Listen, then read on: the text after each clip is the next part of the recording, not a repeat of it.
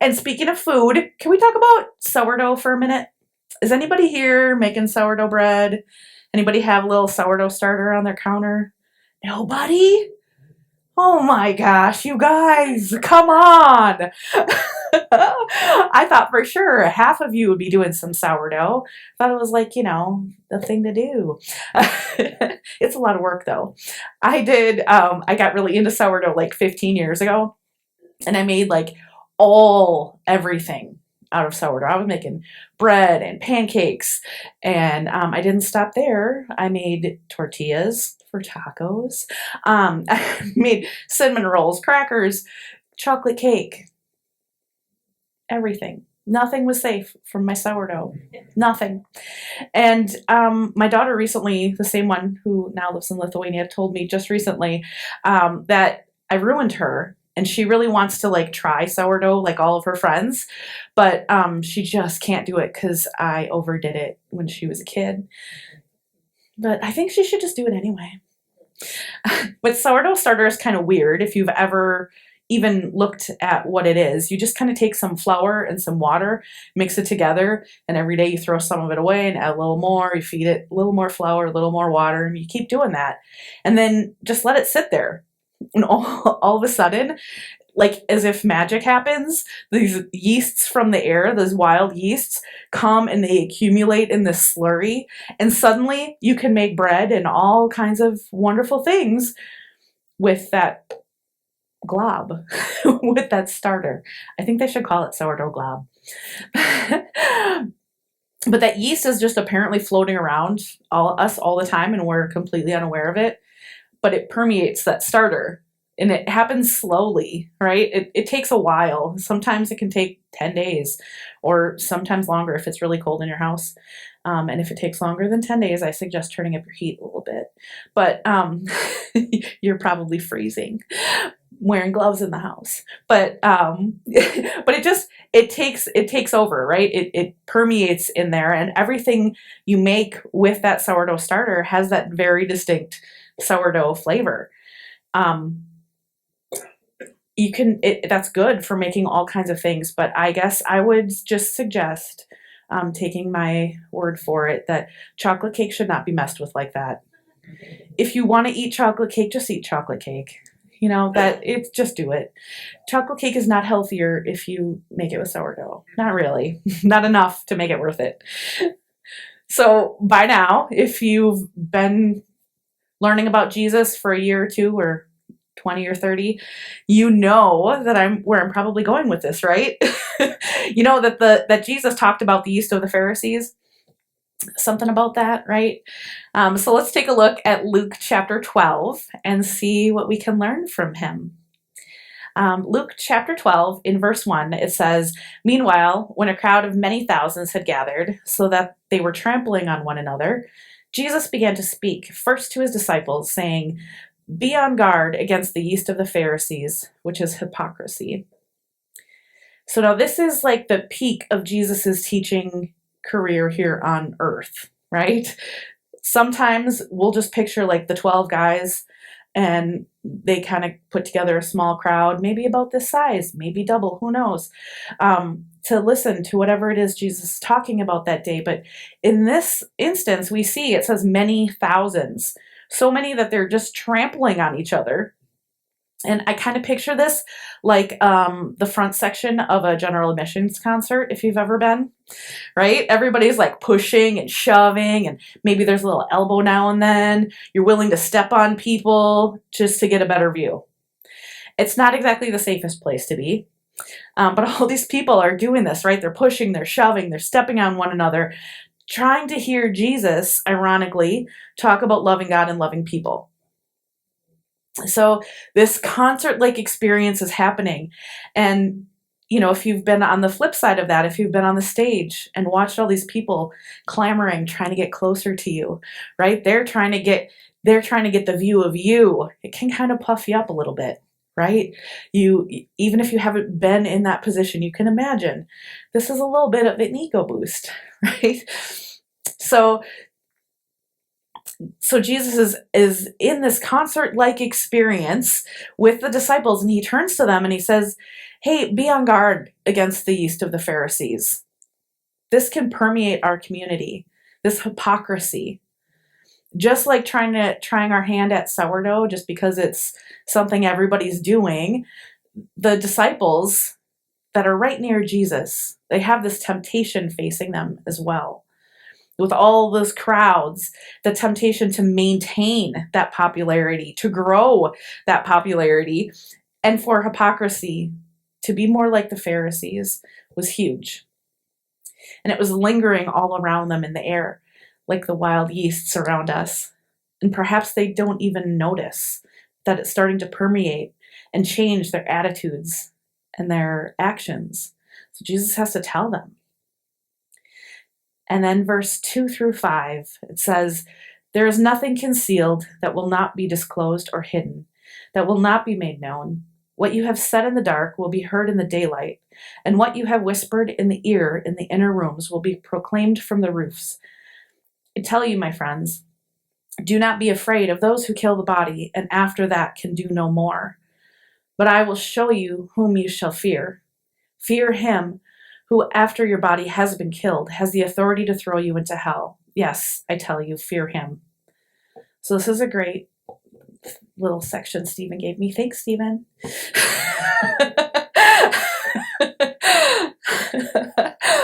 But Jesus is reminding them that pleasing the crowds is the wrong focus, right?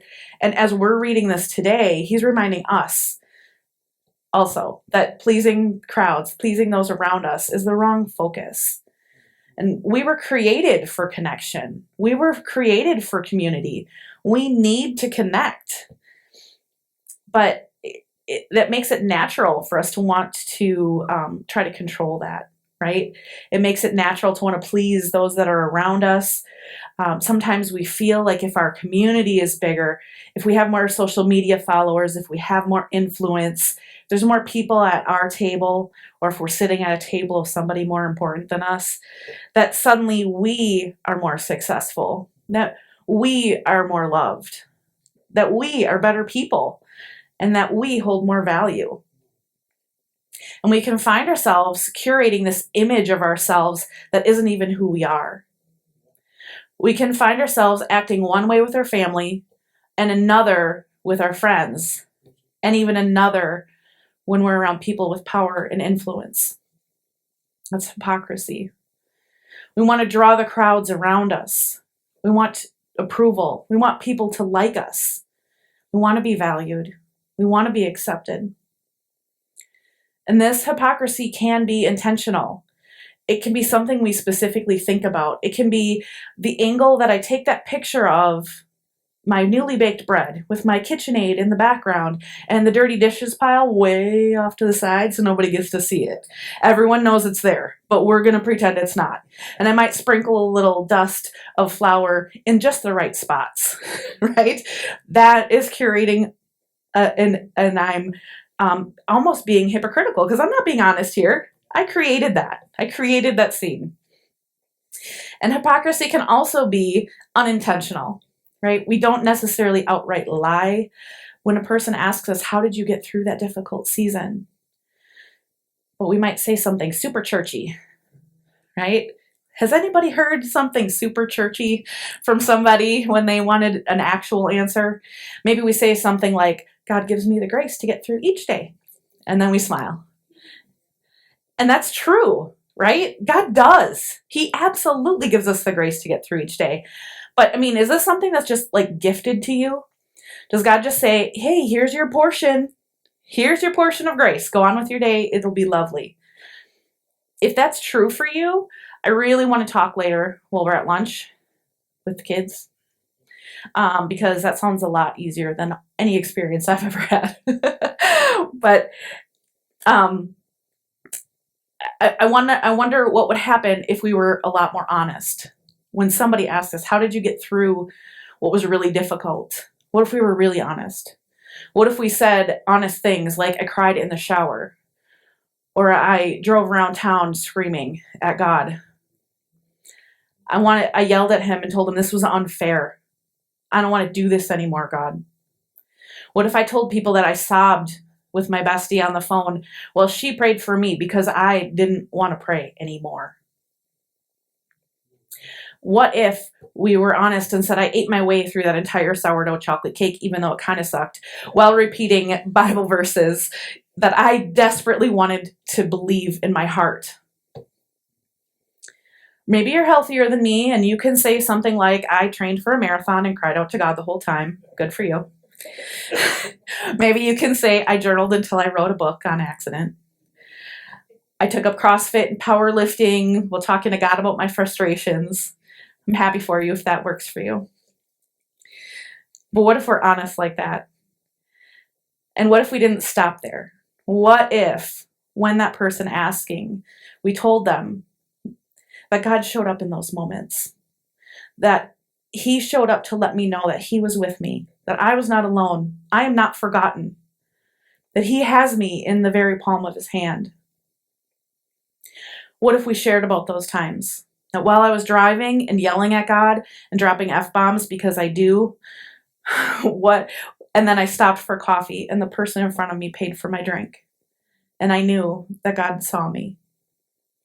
Or while I was eating that cake like a crazy person, that someone I knew that I had not shared my struggle with sent me a text with a perfect song or the perfect podcast that I needed in that moment. I know that's a hug from God.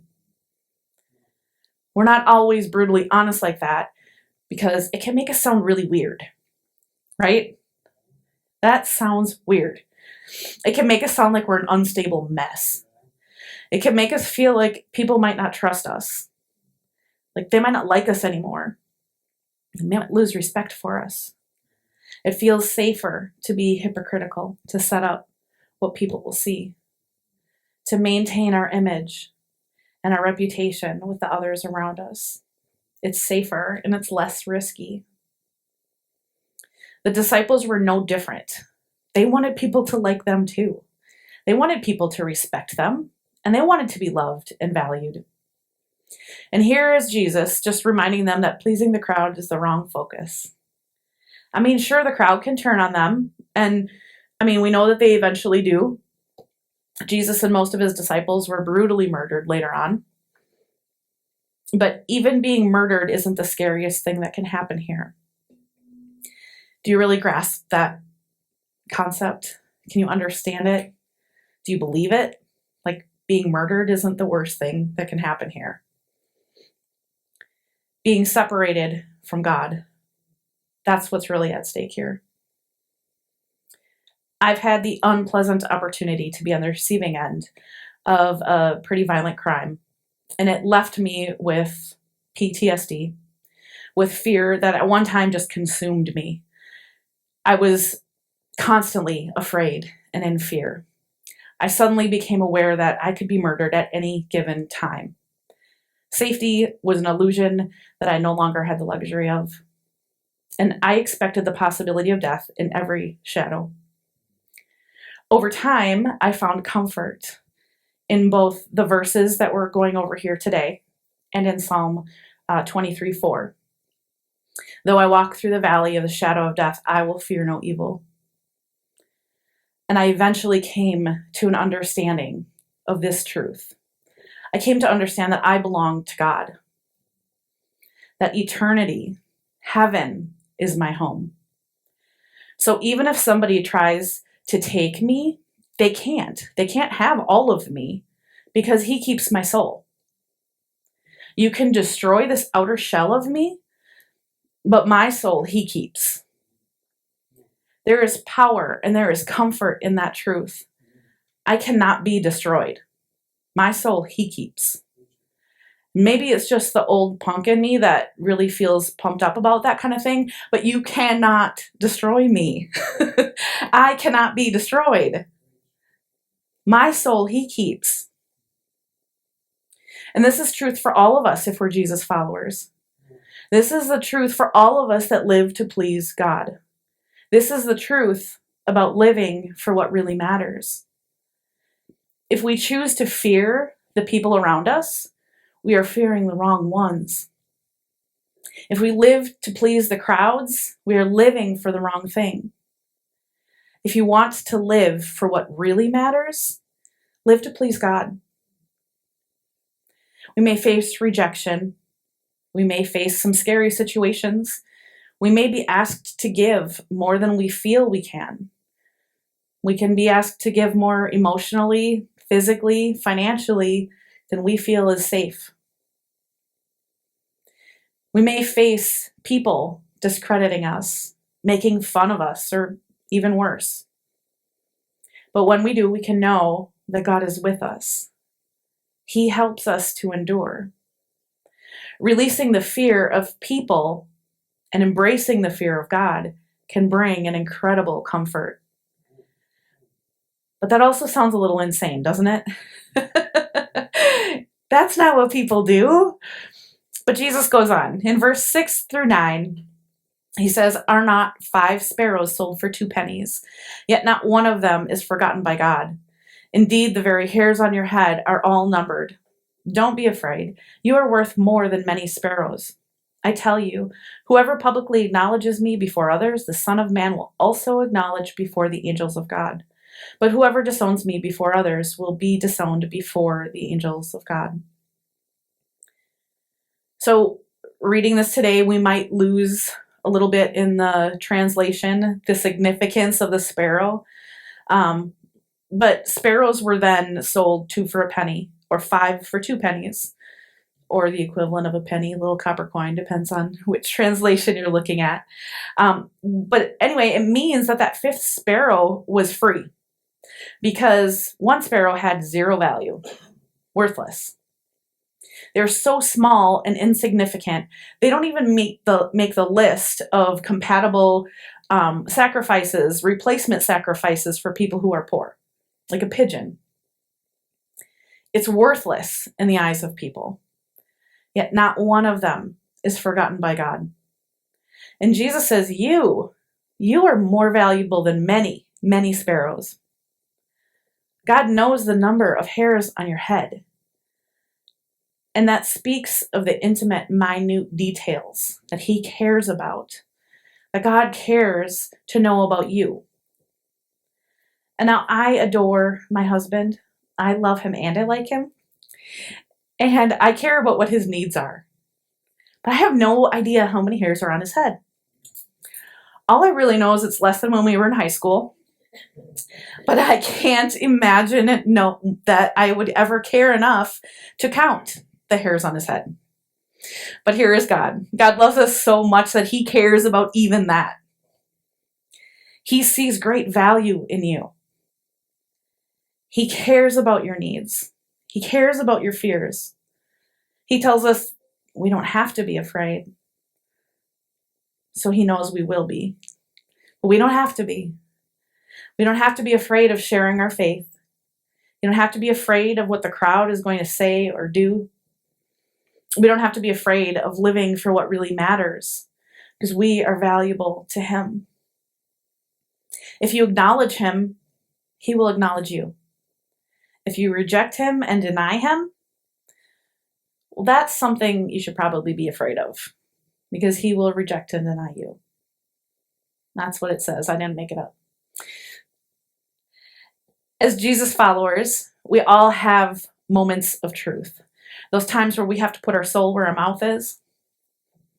And as Jesus followers, we will often face people who don't understand us, who reject the biblical principles that we attempt to live by. And maybe we find ourselves facing those who are hostile to our beliefs. Sometimes the opportunity to share Jesus brings the opportunity for rejection. And living for what really matters, it begs some serious questions. Will you fear God, or will you fear those around you? Does your value and worth come from God or your neighbors? What will you do when sharing your faith might lead to rejection from a friend? What if it's a family member? Or that crazy keyboard warrior that always comments on every post? What if? Are you willing to refrain from hypocrisy and risk being the weird one? And what does it even look like to not run away from the world, but to rush to it? What does it look like to engage with people who believe differently than you do? And to be bold enough to just lovingly share your faith experiences? Are you willing to live for what really matters? It's a really big deal. Are you willing to live for what really matters? We are accountable to God and God alone for how we respond in situations and pressures that come as a result of our walk with Him. But thankfully, we can trust that He cares for us and that He values us, that He has a purpose and a plan for us. To fear Him means to respect His presence, to trust in His care, and to not worry about how others react to us. To fear Him means to live for what really matters. That's the comfort that we can find.